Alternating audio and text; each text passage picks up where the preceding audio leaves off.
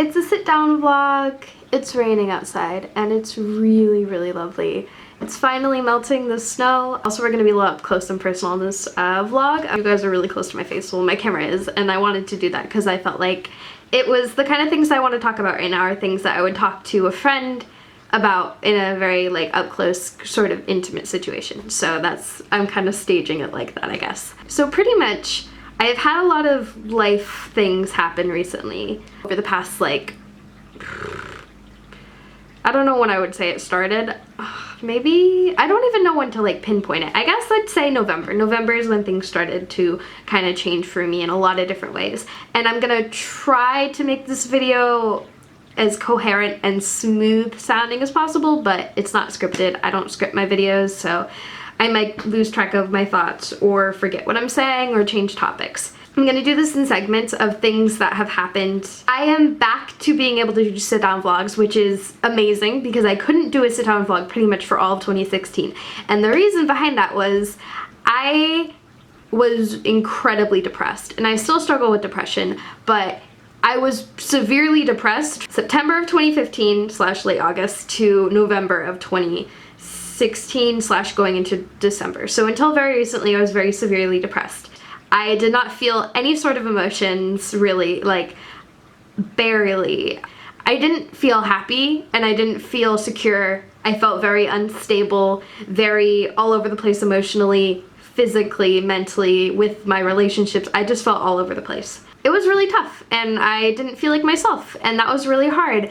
I started my channel when I was 13, and when you start YouTube when you're very young, you don't really know who you are. And the thing is, like, we never really know who we are. We're always creating and building ourselves, but I was in the stage of trying to figure out who I am and who I wanted to be and all that sort of stuff. 2016 was like very intense, very foggy. I don't remember a lot of stuff. Like, it's just all kind of a blur. In November, I realized that I was being a very self-destructive person. In the past year, I had just been really self-destructive and I hadn't been taking good care of myself and I hadn't been working towards it, and I had just pretty much been imploding the entire year. And I had been doing that to myself, I had been doing it to other people, and I didn't want to do it anymore. I was just realizing that I could not sustain myself by living this super self-destructive life. One of the things that actually helped me switch back to feeling more in control of my actions and my feelings and my emotions was Madeline and Derek, who I'm living with now, decided not to move back to San Diego and offered to have me as a roommate. And that was something that moving out has been something I've wanted to do for a very long time, not necessarily because I have a bad or horrible family. It was more of my mental state was not great in my house due to a lot of circumstances that would take a long time to explain. In September of 2015, I remember just wanting to get out of my house, just wanting to run away and just wanting to leave. I felt so stuck. To think now that I am in my first apartment with people who I love very much, who I have also helped, like, I'm almost crying right now, and makes me feel good and happy, and like, it was so worth going through all of the like energy and effort and bullshit I went through in 2016 to be here sitting on my kitchen floor recording this video. Like, it's crazy. Also, something that had been kind of taking a toll on me is that currently, for the first time in my life, I would consider myself properly single.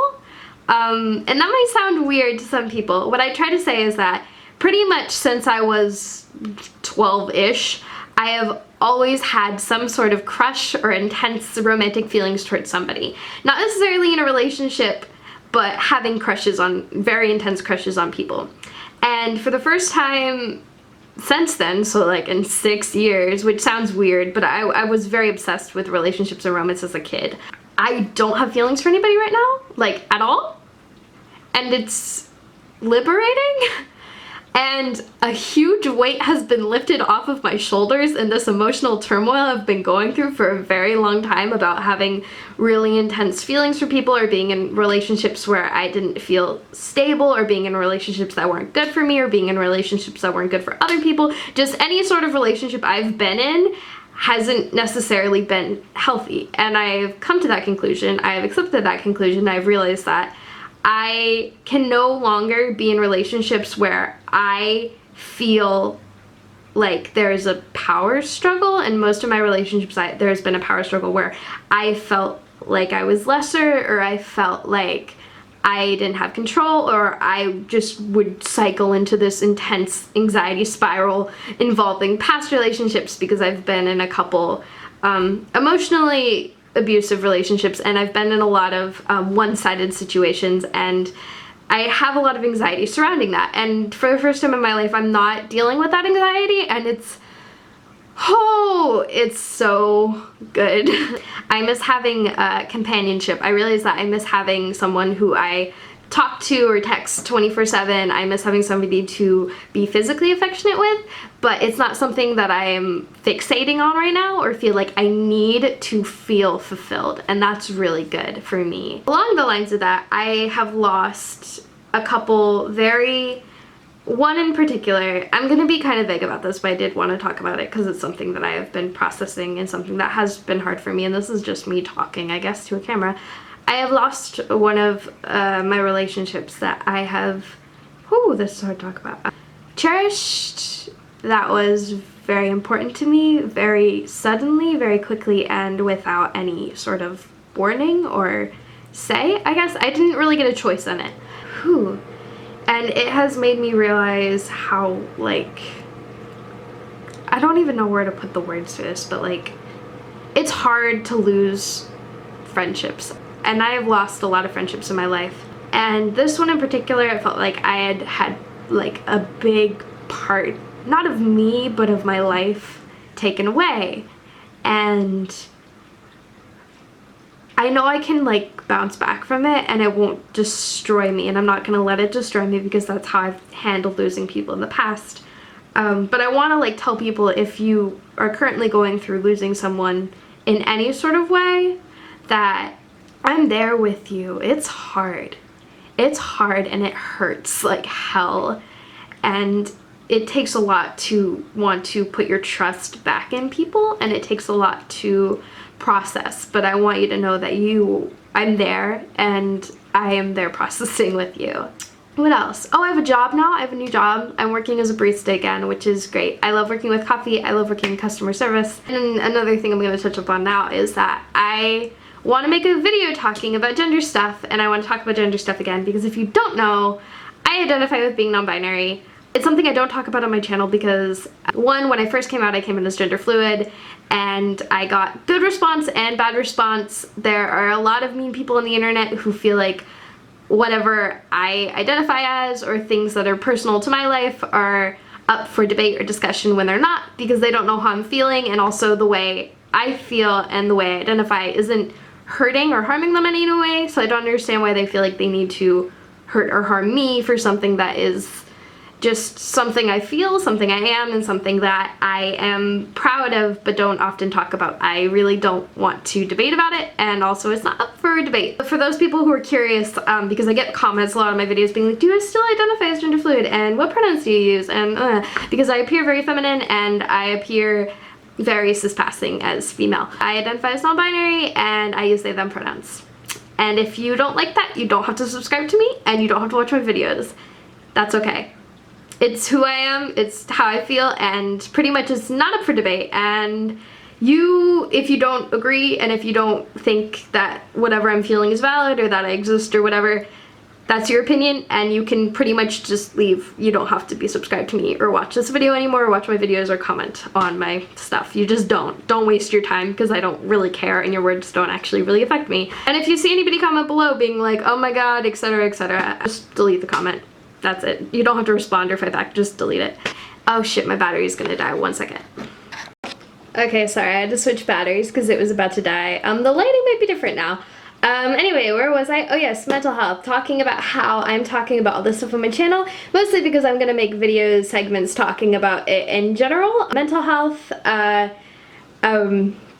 gender, sexuality, life, moving out, adulthood sort of stuff. These are all topics I really want to talk about on my channel now, catching you up on my life and also topics and things I'm going to plan on using my YouTube channel as a place to talk about or create art about. My mental health. So I've been going to a therapist since October, and I got official diagnosis last Sunday, which is great because I've been seeking diagnosis for my mental health for a while now, and now I finally have it, and it's really validating. If you are currently in a place where you would like to get diagnosed for your mental health, I'd recommend seeking that out and doing so because it is really nice and really validating. Pretty much I have been officially diagnosed with GAD, which is generalized anxiety disorder, I believe. Also moderate depression and also depersonalization and dissociation. I can't remember if she used the word disorder or something, but pretty much those three things. And another thing that I haven't actually been officially diagnosed as, but she's pretty sure I have. I'm not going to talk about it until I have been officially diagnosed. And if I get officially diagnosed with this thing, then I'm going to talk openly about it on my channel because I would really like to, especially because it's something that I didn't even have on my radar as a possible thing that affects my mental health. And now that I have it on my radar, I've realized that there's a very likely chance that I have it and that it has affected me my whole life without me realizing. And I want to talk about it because it's a disorder I don't think a lot of people realize how it actually works. Those are things that I've been diagnosed with now that I am going to sort of make videos talking about and also how to cope and deal with it. Since it's a new year, I'm going to be posting videos every Saturday and every Wednesday now. I'm going to try to do one aesthetic vlog / music video and then one sit down talkie vlog so you guys get kind of a feel of both. I am also wanting to talk about things I'm going to be doing on my channel. I'm going to do a segment on anxiety. I'm going to do a segment on self-care and doing self-care when you are severely depressed.